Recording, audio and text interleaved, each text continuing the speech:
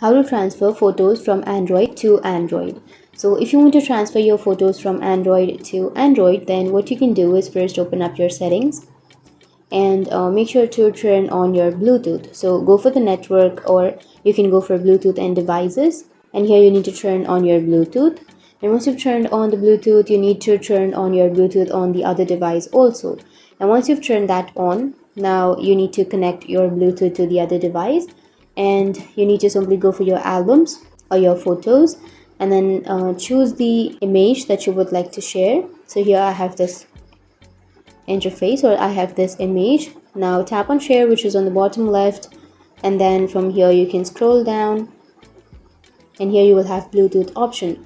Tap on Bluetooth and then make sure to connect the Bluetooth on the other device. So for example, I want to transfer this to my laptop or desktop, then you will have this kind of option.